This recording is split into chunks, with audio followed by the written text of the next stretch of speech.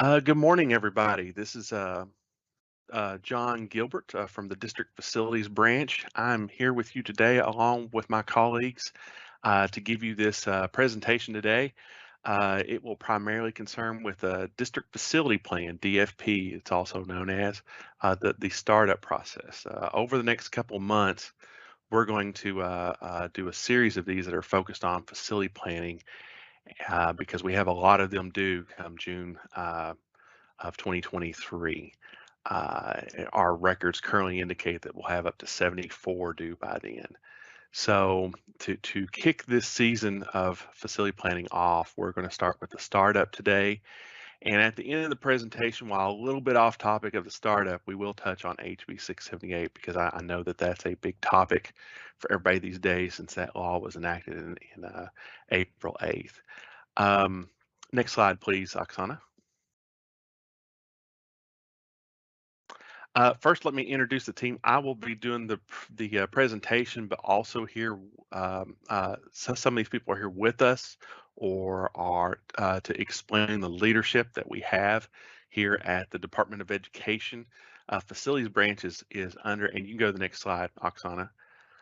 Facilities branch is under the Office of Finance and Operations, which is headed by the Associate Commissioner Robin Fields Kinney. Next slide, please. Under Robin's leadership, Che Ritter is also the division director for the Division of District Support, which you will find that information in front of you. Next slide, please.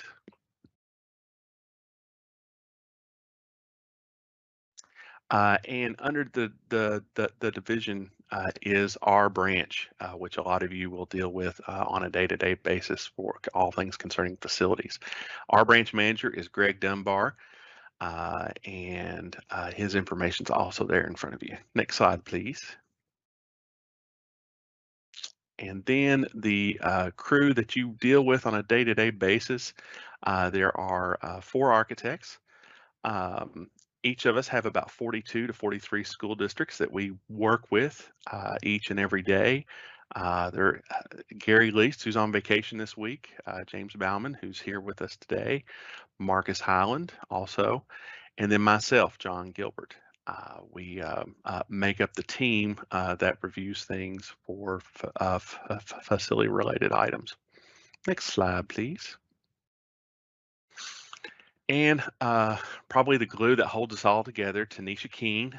She's our resource management analyst. She helps in particular with things like FactPack.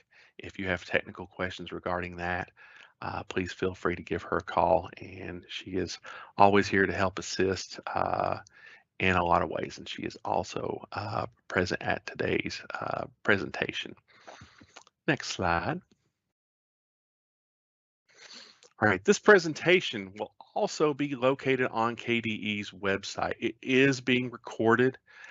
Should you miss it, or if there's something that is said that you want to go back and listen to or find useful, please feel free to go to the KDE website, and you will find it under Facilities Branch Live Events Trainings. If you're familiar with the KDE website, there's just a small little image in front of you on the slide. Just go to District School Support. There's a huge number of options on that website, but the one you'll want to find is District School Support. Go to Facilities, and under Facilities, you would choose the Facilities Branch Live Events and Trainings to find that. And the most recent one is usually at the top of that list, but our previous ones are also available for your viewing should you have any need to see those. Next slide, please. All right, that's pretty much the introductions. Also, we will certainly take questions today from everybody. If you have any, please feel free to send those in. We will address those at the end of the presentation. So please send those questions in, and we will deal with those towards the end of the presentation. But please send them in as you listen in, because you don't want to lose that thought, to make sure that you get those questions out to us. A brief summary of the presentation, introduction, which we've already done. we're going to go over the basics of how to get started and the notification process on a district facility plan, which primarily deals with your LPC status notifications and what that startup packet is all about. So if you're new to the process, if you're a brand new superintendent or a brand new facility director or someone who's not done this process before, I hope you glean a lot of information from this. Those who have done this process several times, we will certainly have quite a bit of information here for you as well. But this is starting at the beginning of that process. Next month, we'll deal with the next steps of the DFP process. But today, we're going to go over statutes and regulations. Why do we do a DFP? What is the importance of the DFP? What does it do? What makes it a requirement for the process? We're also going to go through status notifications and getting started. How do you know when it's due? When do you need to notify us? And how do you begin that process? And how to obtain a startup packet? What's in that packet? And how to obtain that information from the Department of Education. From that startup packet, we have information about your local planning committee, which you will assemble at the local level. And also touch on a general overview of assessments, which are required for design professionals to perform for a district for the purpose of the planning process. At the end, just before Q&A, we will touch on a few bullet points of HB 678. This presentation is based on the current requirements for 4180, which are still valid and viable today, and will continue to be through the course of this upcoming year. While we are still working on regulation revisions and things like that, these things will not be enacted until at some point after this upcoming school year. So the presentation you see today will be good and will be valid through June 30th of 2023 for your process and the things that you need to do. And then at the end, of course, we'll do the questions and answers. Next slide, please. All right, statutes and regulations. Why do we do a DFP? Well, we have laws, and our legislators have, over the years, created laws that make a requirement for reporting purposes to provide information that can inform the department and be able to utilize certain restricted fund sources and the like. A lot of that is administered through regulations as in accordance with the statute. So next slide, please.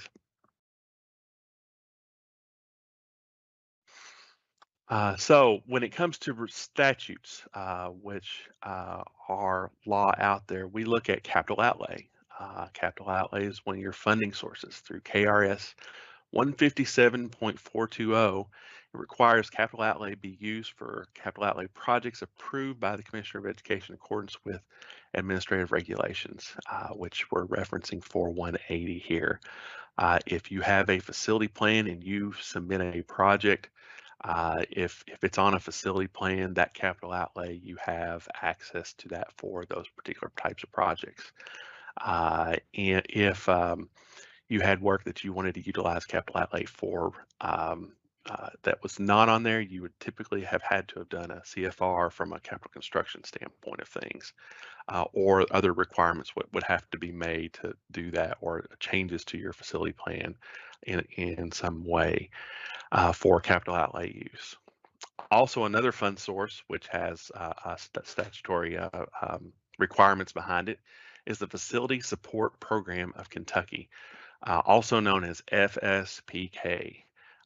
If you have heard that language or heard that fund source before for bond sales and the like, that is KRS 157.440.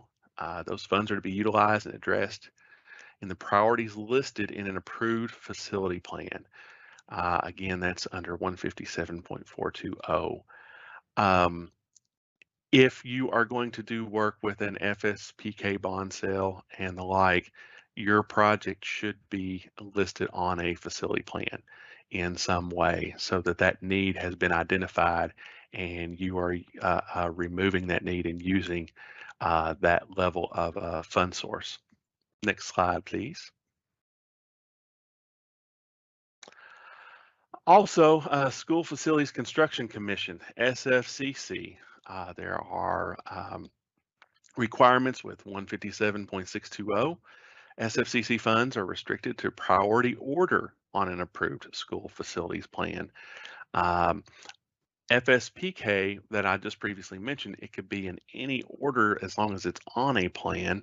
However, for SFCC, it's the order in which it's shown on a plan for 157.620. And it's also sets forth certain certain requirements for school facility plans relative to participation in funding.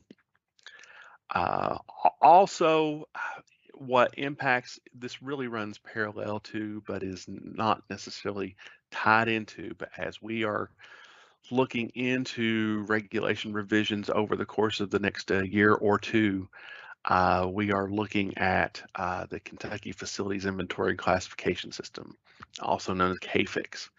Back in 2011, KRS 157.420 was adopted to create a standardized process for evaluation of overall quality and condition of school buildings. And now that used to be what people would understand to be the Parsons report. If you're familiar with the facilities, up until about 2017, we have what we call KFIX and what is utilized through the Amoresco software called Asset Planner. And we've continued to use that. It is an assessment tool, and it is a requirement by statute to provide that information to us. Now, the importance here is that that's a statutory requirement. And when I get to assessments later, this runs parallel to the process as we look at regulation revisions and the like. That instead of this running parallel to, it will be more of a requirement of when it comes to facility planning as we move forward. We highly recommend that you utilize that particular process. Next slide, please. And of course, regulations. The regulation for facility planning is 702 KAR 4180. The cover of that plan you can see on the right-hand side there. It's also known as the Kentucky School Facilities Planning Manual, which is referenced by the regulation 4180, and it's also the planning manual, as it's also known as. The whole process from beginning to end is really outlined in this manual for use. And we're going to touch on the first parts of that through the rest of this presentation. Next slide, please. All right. So we've talked about regulations and statutes and why we do facility planning. In order basically to sum up the regulations and statutes, the facility plan creates a list of needs for each district. And your needs, it is important for you to identify those needs on that facility plan. And in reporting that, it provides a criteria not just for you as a district, but it provides the state as a whole what we call district need and unmet need. And every biennium or every legislative period, basically every other year, we work with others here at the department and in the division to come up with a need unmet need report. The need is clearly shown on a culmination of all 171 school districts and their facility plans. And what work has been done over the course of that is removed, and what local available revenue is removed, and that's what's left outstanding. Each school district and their apportionment of that is determined through calculations beyond my beyond what I do, but what the those needs and unmet needs for each school district and ultimately for the state it is important to get that information in, get it accurate, so that you can be accounted for Sfcc and all your other fund sources. So once you have those requirements, we've talked about the regulations and the statutes. When do you need to do a DFP? How do you know when to do it? So that's where we get into status and notifications. Next slide, please. So when is your next DFP due? Well, if you see no notifications from us, or you're a new superintendent or a new facility director, or your board's had that question of, hey, when's our facility plan coming up, or we need to change something or whatever, to make a determination on what you need to do next, where can you find that information? Well, if you don't have it readily available at the local level at your fingertips where you had worked on it in the past, don't worry. We have on the KDE website a full list of all 171 school districts and their facility plans for public record. That is the approved plan. All of these have been approved by KBE up until 678 recently, and I'll try to touch more on that a little bit later. But you will see at the top left-hand corner of your facility plan, your school district. I've taken Montgomery County as an example here. Your school district's district facility plan, they all look the same at the top with the little outline. You'll have a KB approval date, and then you'll have a next DFP due. And that next date is the date that you want to focus on as for when your next one is due, and backtrack from that time to get your facility plan in alignment, to get your LPC approved and get the whole process done from beginning to end, hopefully by the date that is provided there. If you want to, you can go to our website and you can go under district school support and facilities again. As soon as you get to facilities, just click on facility planning. And in this PowerPoint presentation, if you click on that facility planning, Kentucky Department of Education, it should take you straight there as well, which will be on our website. So if you're wondering when it's due, it could be, these cycles happen once every 4 years. And you'll notice that from 2021 to 2025 in this example. You can go there, find that information if you don't have it readily available to you. Also, if it's not on your radar, if you're a school district that's not really doing a lot of work at this time, how do you just know when that's going to happen? It may not be on your radar, and that's understandable. We also provide notifications. Next slide, please. Notifications. The department does send notifications, and we used to send twice a year, and we at the facilities branch would manually go through and work as a team to get out information twice a year and generally tell you when that information is available. As of January this past year, we've started to do an automated well, it's not fully automated, but it is more automated and a little more streamlined and a little more live, if you will, as a process. So each month we send out notifications to districts. Now you as a individual district won't get a notice every single month, but what you will get is you will get a notification at 18 months, 12 months, and 6 months prior to your DFP due date. So that's 3 opportunities that you will get an email from KDE, and your superintendent and your facility director, if you have one, as a district should get that notice if your email is in our system to notify you. So if you are new as a facility director or superintendent, and you're concerned that this is coming up for you, even if it's 18 months from now, 12 or 6 months from now, do update that information with us. You can get hold of your project manager or get hold of Tanisha to let them know, hey, I'm a brand new facility director. It's the first time I've ever done this. Can you make sure I'm on those mailing lists or what have you? Just let us know. So you will get that as a notification. You will also get 2 late notices. One will be, and I'm considering this late because if you haven't started yet and you're in the month that it's actually due, you're obviously not going to get that done, the actual month it is due. But you will get a late notice on the month that your DFP is due, and you will also get one month past that. So you will get 5 notifications from the department for that DFP process, 3 prior to and 2 that we would consider late.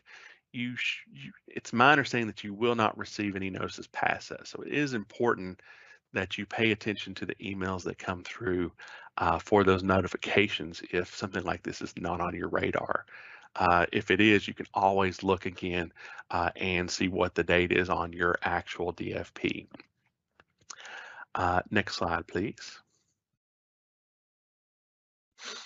All right, now those notifications, I don't have a sample here, but what I do want to just kind of touch base real quick on is it is an email and it is sent to the district superintendent and the facility director. Do check your junk or spam email folders for this information. I've not run into it personally, too many having that issue, but I have heard 1 or 2 find that in their junk or spam. The subject line will start with district facility plan or district facility plan status. So be on the lookout for that if you have an email notification coming from the department. Once you receive this notice, basically contact your project manager. Again, on our website, all 4 of our names and contact information is on the website. And there's a page in there, which I don't have in this presentation, but you can find out who your project manager is. Just get in contact with them. Simply call them up or send them an email and say, hey, I've received a notice. What do I do next? Next slide, please. So we're going to talk about the startup packet. Once you've been notified and you send an email, we've been sending out a startup packet. Next slide, please. So starting that process, once you get that notification, just simply send an email to your project manager. KDE will send you a startup email containing 3 attachments. Now, in the past, we have sent email and you might have had 3, maybe 4 or 5 attachments. We're trying to streamline that a little bit. You should be getting 3 attachments from us and a body of an email that kind of walks you through the first parts. One of those attachments used to be a letter. We're going to modify that to be the body of the email that we send to you, which will reduce one of those attachments. The primary items that you should get from all 4 of us here at KDE is Section 101. It's a PDF of a portion of that planning manual, which is Section 101. And Section 101 provides how to set up the local planning committee, which is administered by the superintendent in the district. 101.1 clearly states the superintendent's responsibility for that and assembling that group. We will give you that 2.5-page excerpt from the planning manual through that email so that you can quickly start and run through what those needs are.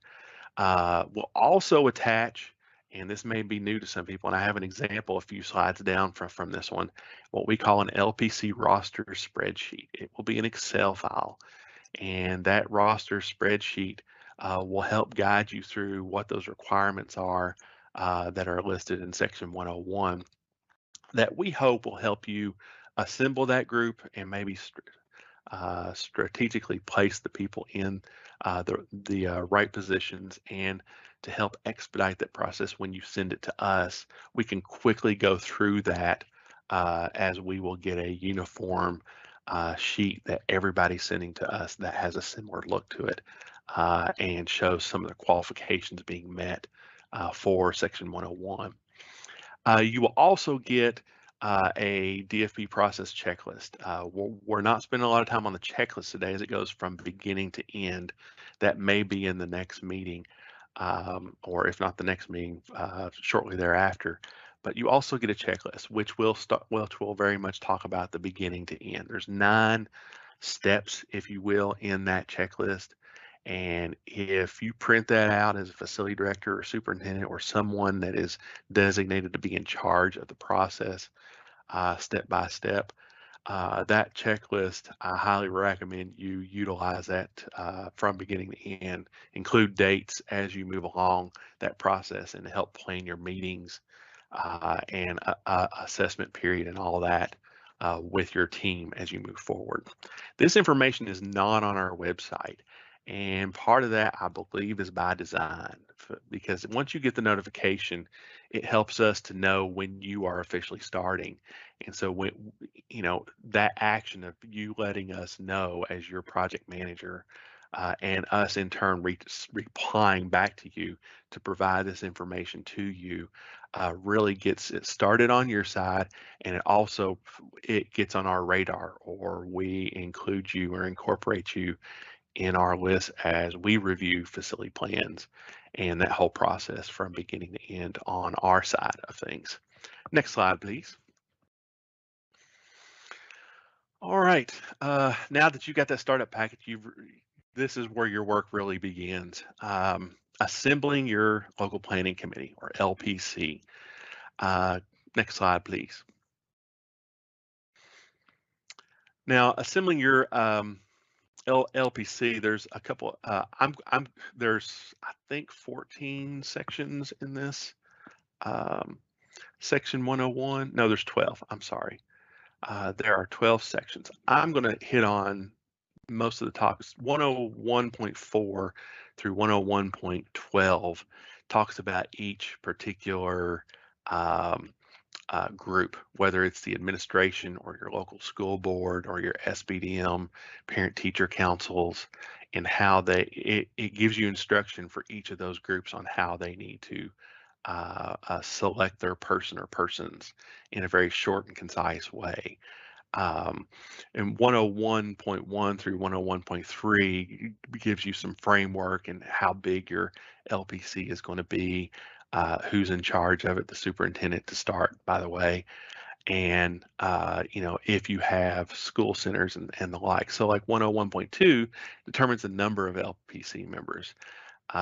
There's a chart that will be on the first page of what's sent to you in that startup packet that talks about who's to be on there. So if you have one school or one school center as a school district, then you may only need 10 members for your LPC.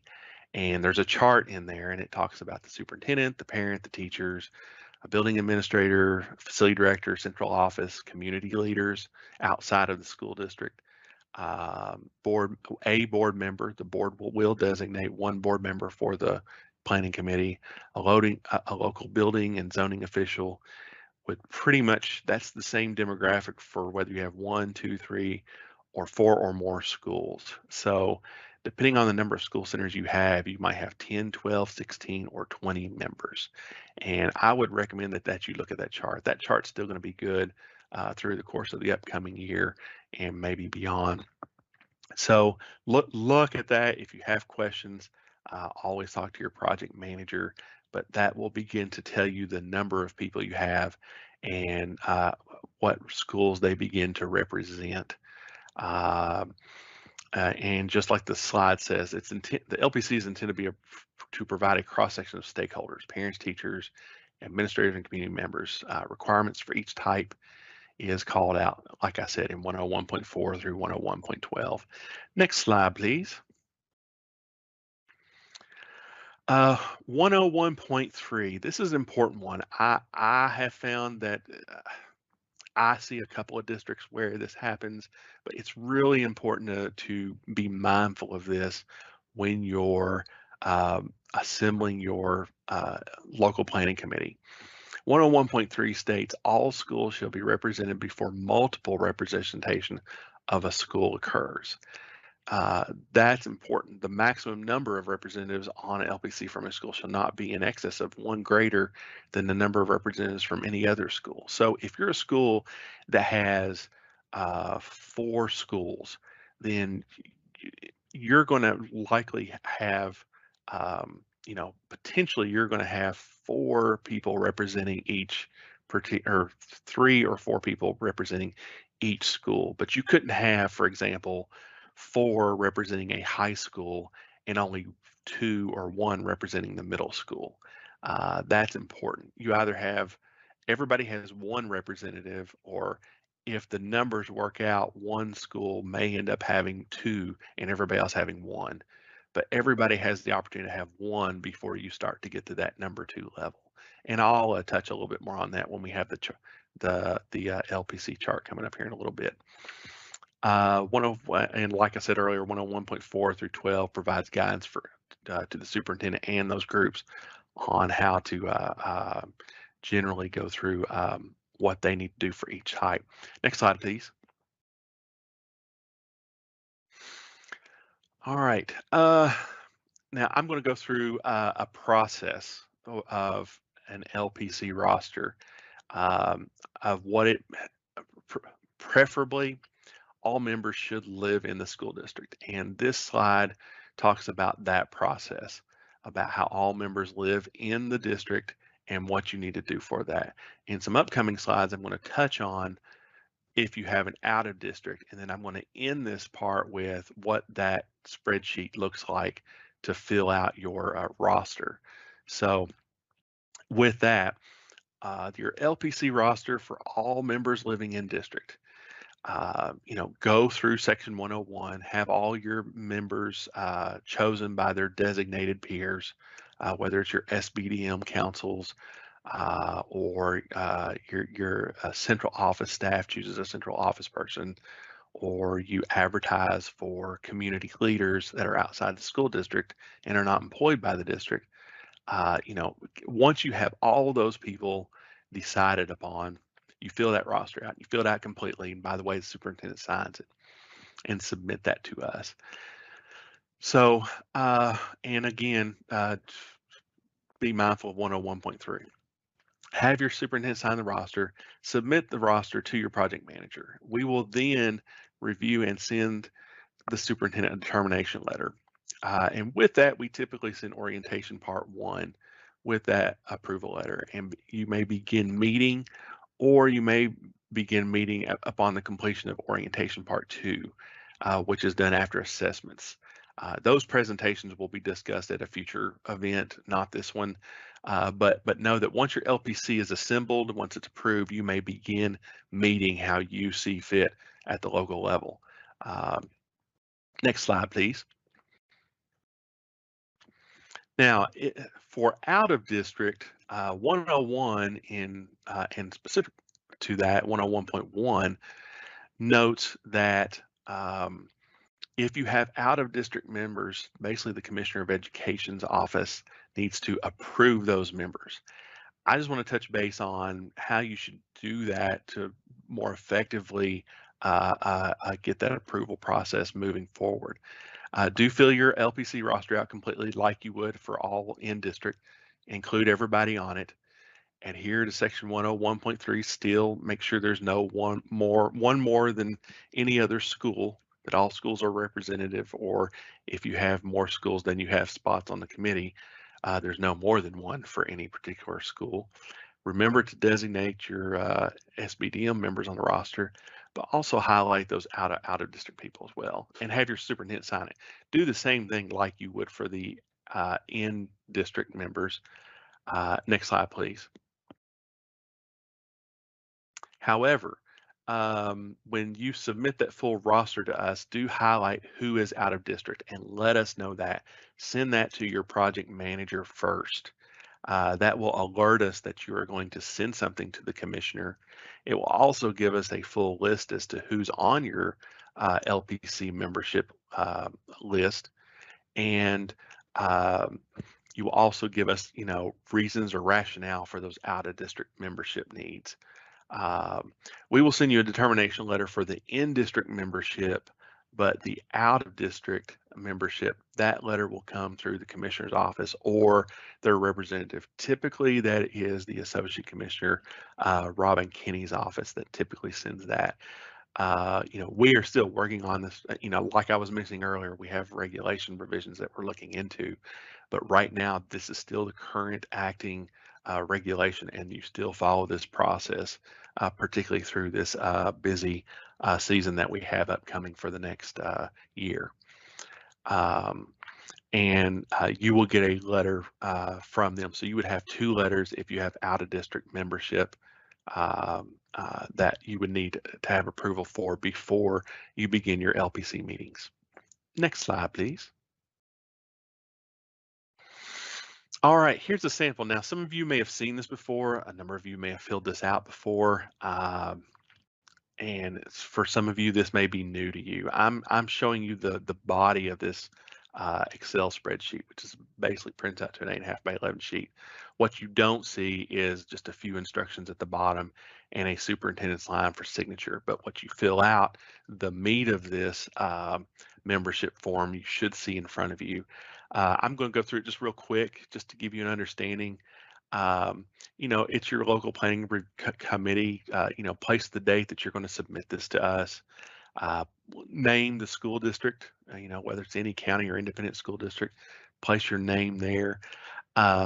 Still in that dark area, that dark highlighted area, you'll notice as you kind of go across from left to right, there's a resident and non-resident place, which easily helps highlight who's a resident and who's a non-resident. If you go a little bit further, you have what's called at-large members. Those members don't represent a school in particular. It's your superintendent who represents the entire district. It's your facility director who represents the entire district, or your central office person, or your community leaders are also there as at-large members. You would place a number 1 at that location. Please don't fill out X's. The numbers are important because when you look at the bottom of that, you'll notice that those ones add up. And that's going to help you adhere to section 101.3 as you fill this out for each school. Once you pass the at-large component, you'll notice I've got there a school name here, a B school name here, C school name there. That's for your high schools, your middle schools, your elementary schools. Fill out every school center that you have represented across that board. Now, for some of you, it may be 1 or 2 schools. For some of you, you may fill the whole thing out and still have more schools. Once you get past this sheet, then you're going to start having schools that may not be represented based on the requirements that lie in section 101. But this sheet should fill you out to the end. So if you're Powell County, you'd put Powell County High School with your 1 high school, and you have Powell County Middle School for your middle school. And then you would have your elementary schools. For them, it's 3 elementary schools, and they would stop there, and the rest of that would be blank. Going back to the left, you have an LPC role, and then the name and address. And please incorporate the name and the address together there in that field. And just go down that list. Fill out your superintendent, fill out your parents, your teachers, your building administrators, all the people that are required in section 101. This form should help you fill that out. Now, if you're a school district with 1 school, you're going to have some blanks. Your teacher, you only need 1 teacher representative, so you're not going to have 4. But the maximum you'll have will be 4 if you have 4 or more schools. So just follow that chart in 101.2. Go through the process of picking these people out. Fill this Excel sheet out, and as you fill these people out, show which school they represent and mark it with a number 1. And you'll see real quickly at the bottom, you'll start seeing where schools have 1 or 2 members. In this example, we've got more than 4 schools. We've filled it out completely, and you'll see that no school has 3 members. If any one of those got filled out with an interest of 3 people, then that would not qualify or not work as in this scenario. Schools would either have to have a 1 or a 2 down there for representation. On the end of that, which kind of touches on the section 101 part, it's the selection process. What group, what stakeholders make the decision of who that representative is. So for the parents, it might be your PTO or SBDM councils for those particular 4 parent locations. Those are typically your largest parent organizations at those schools. And your teachers will select for the designated schools that would have teachers represent them likewise, and on down the line. And then next slide, please. So that's plenty in terms of getting started for the local planning committee and the selection and how you select them, how you fill out that form and get that back to us, and then the process of approving that group, or if you have out of districts, the process that you need to do that. And remember, for both in district and out of district, contact your project manager first before you send something directly to the commissioner for his approval. It will help alert us so that we can communicate better with the commissioner's office on getting that answer out in a timely fashion. Next part of getting started is assessments. Now, I don't have a whole lot here. What you do need to know is that a design professional is required to incorporate your assessments. Next slide, please. District facilities are assessed by registered architects and engineers as outlined in Chapter 2 of the Planning Manual. Physical condition assessments, we strongly recommend, encourage, that you use what we call the KFIX process that I touched on a little while ago. Remember when I talked about statutes and regulations and the like, the Kentucky Facilities Inventory Classification System through the Asset Planner program gives us assessments, and it ensures a uniform analysis.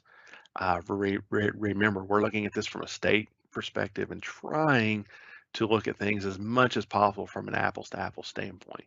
We know each local school district, it has its own special and unique instances, but from a state perspective, we have to look at this from a common school setup.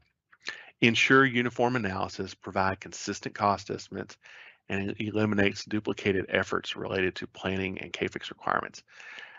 What I'm getting at there on that third bullet point is if you have your design professionals fill your KFIX information out and use it as in part or all of your assessment for your schools, you will essentially be taking care of 2 requirements at one time versus trying to duplicate the same efforts twice.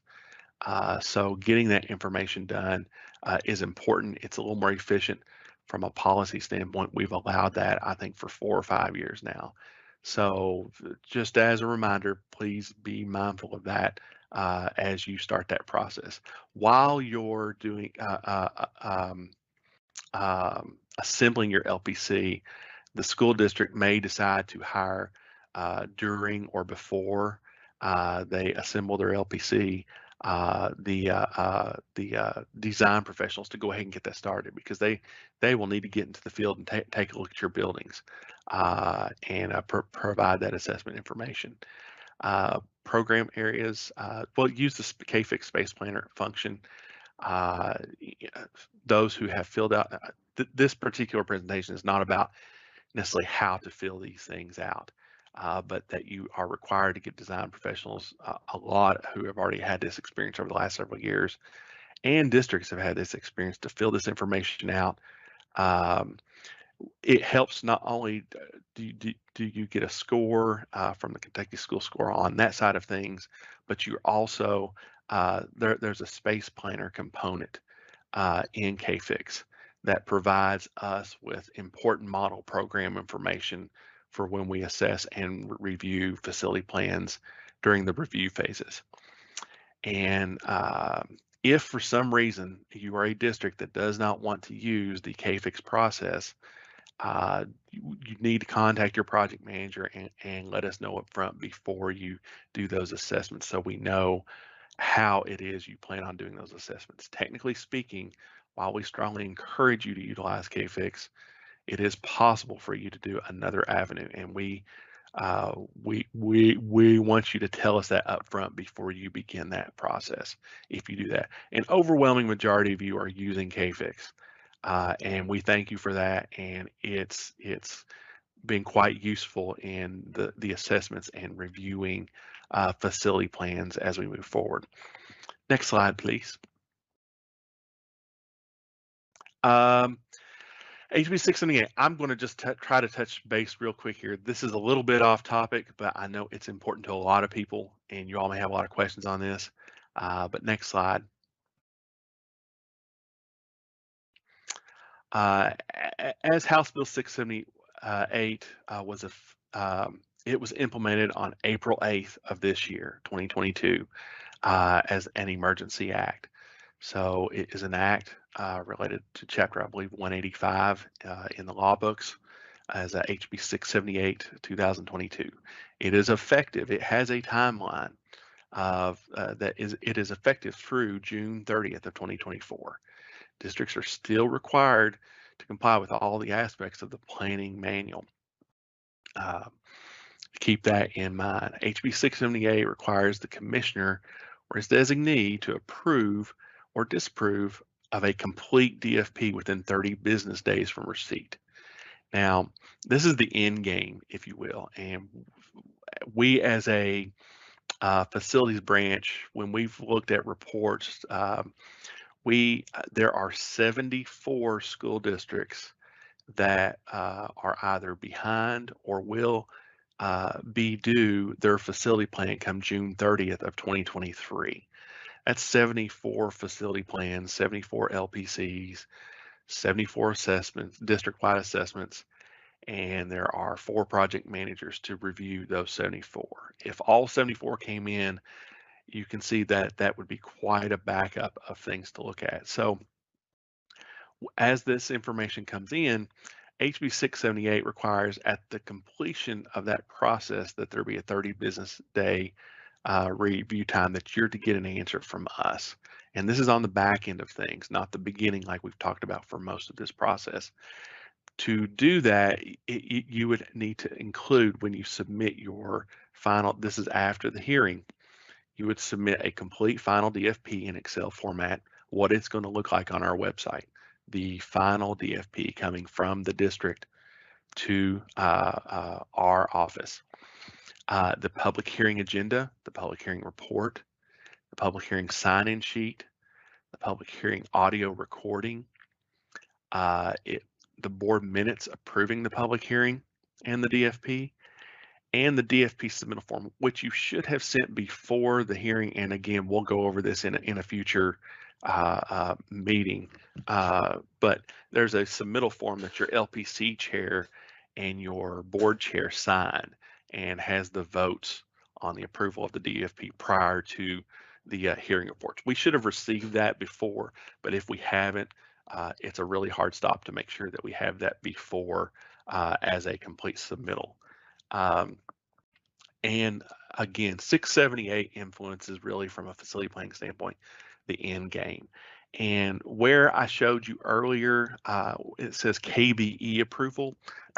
If your plan is approved, it is no longer going to be KBE that will be showing up on your plan. It'll be KDE.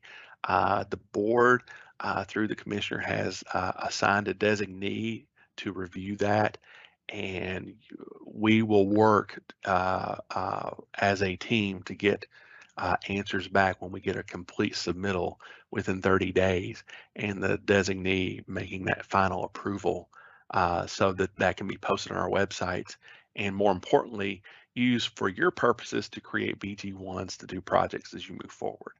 Part of that end game prior to HB 678 was getting it on a state board agenda and the review process for us to look at things, and in addition, the 45-day window of getting it on a board agenda and the board meeting every other month. It just really extended those times out. So that's a big change for us. Hopefully it will be good. If for some reason something is disapproved, you will be able to immediately appeal to the Kentucky Board of Education at their next meeting. I don't know that we have all the details worked out for that in terms of its timing to be on the appropriate meeting, but you will get a response from us within 30 days for a approved or disapproved DFP, and you'll just have to get with your project manager from there in terms of how that appeal process happens should you be in that particular situation so that the process can move forward. Next slide, please. With that, I'm done. Well, I'm sorry. Capital outlay HB 16 KD approval of the use for capital outlay for non-DFP items is not required at this time. You need to approve that at the local level. We don't necessarily, if you're familiar with CFR forms and need to put those on BG1s because items were not listed on a DFP and that whole process, that is more of a local requirement. Now the next slide I think is the last one. And I've taken a bit more time than I planned on. We've got about 10 minutes. If we go over, I'm sure Greg or Marcus or James or anyone can take your questions. I personally have a hard stop at 12. But Tanisha, I believe you have our questions if you want to start doling those out. At this time, we've only got 3. The first one is from a Jessica. It was discussed that KFIX may be reviewed in the next couple of years, but will still be strongly recommended. Will KFIX still be required after 2023? I'd like to answer that one. As far as we know, KFIX will be ongoing. In fact, in the current proposed revisions to the planning manual, KFIX will be incorporated into that, so there's no potential duplication of information being provided by districts. All right. Question number 2. What would be the ideal number of months to set aside to complete the DFP process? That's an excellent question. Part of it depends on your situation and your school district. If you noticed, we said 18 months, 12 months, and 6-month notifications. I would recommend 18 months out as the optimum time to start. Obviously, if we've got a lot due in June, we're 11 months out right now. So if you're someone that's not started your process, I would recommend that you start at 12 or 18 months out from the due date for your particular facility plan. Those would be the optimum times to start. As I hope you see in an upcoming meeting, if you look at requirements for the DFP, the meeting requirements alone for advertising and public hearings and everything else, you are hard pressed to do anything in under 6 months, and that's if everything runs smoothly. You have to give architects and engineers time to do their assessments and plan for that. Get with your architect, ask them what timeline they need to get that information complete or reviewed or updated. And you need to assemble your LPCs with your superintendent communicating to each stakeholder how much time it takes to get that, and then map out the checklist that you get in the startup packet can kind of walk you through that, and you can plan utilizing that checklist, from beginning to end. But I would strongly recommend any district start 12 or 18 months out.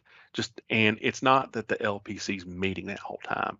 It's to allow for assessment. It's to allow for creating an LPC. It's to actually meet and plan. I've met with LPCs that have decided that they want to have a meeting in every single building in the district. And of course, they far exceeded their minimum meeting requirements as an LPC. But as an LPC, they made a conscious decision to do that. And that extended the time that they, as an LPC, would meet because they wanted to understand what those needs that were in the assessments that their design professionals provided actually were. They wanted to see it firsthand. Now, some districts will do that. Other districts may just, you may do a minimum amount of meetings. You have no particular major project coming up, and you can move forward. So I would suggest 12 and 18 months. Right now we're at 11 months. So if you haven't started already, I would tell you to start ASAP. If you're one of these districts that has a plan that's overdue or due by June of 2023. All right, on to the last question. In a full school district, do both parents and both teacher reps from a school need to come to the site-based council from each school?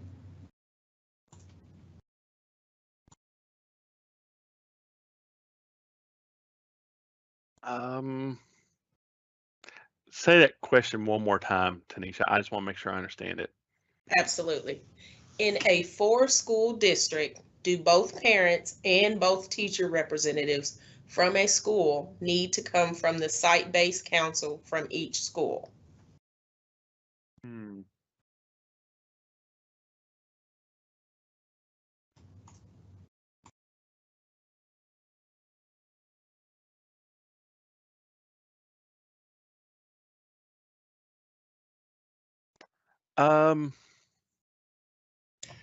John, rather than Yeah. shoot from the hip here, I'm going to suggest that the person who submitted the question contact their project manager assigned to the district, and we will discuss that in our BG1 meeting today at 1 o'clock and try to get an answer back to that person. Greg, I'm willing to answer that if it's okay. possible. Go ahead, Marcus. Yeah, feel free, Marcus. Sure. So before a district can have duplicate or more than one representative, they have to have met cross-sectionally the representatives. So if you only have 4 school centers, before you can have 2, you have to have 1 from all the others. So in that scenario, you're only going to have 1 parent from each school. You're only going to have 1 teacher rep from each school. So in that scenario, no, you're not going to get 2 because you only got 4 schools, assuming that all 4 of them are SPDN. Correct. And that spreadsheet that I highlighted should help as part of that process. And looking at that from an administrative role in terms of determining, and I've also heard superintendents say they would start with the parent, then the teacher, then the building administrator, and kind of go in that order from between schools and representation of a parent, a teacher, and a building administrator. But that's a local decision in terms of how they do that. But you can't have more than one more of any other school, if that makes sense. Okay, we've got one new question that came through, and it's CFRs are not needed for information only to KDE.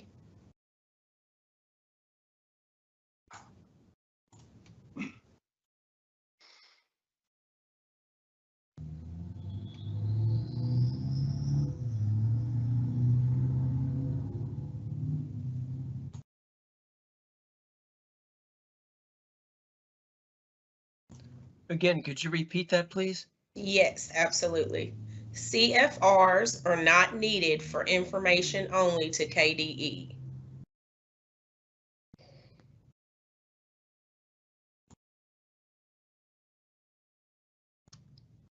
I'll be willing to take a stab at this if it's nobody else is jumping in. So a CFR is a capital funds request, and it's related to capital construction projects. They're not related to the planning process, which is what the subject matter is today. But there is relative to the CFR process, we essentially have 2 scenarios that districts have to comply with depending on what the local district has adopted because of House Bill 678. If a local district has not adopted 678 and they wish to use through capital construction a restricted fund source that is not listed on the district facility plan, then yes, they still have to go through the CFR process. Well, that's going to be done at the local level, and it should be Well, So- that was for those that did not adopt 678.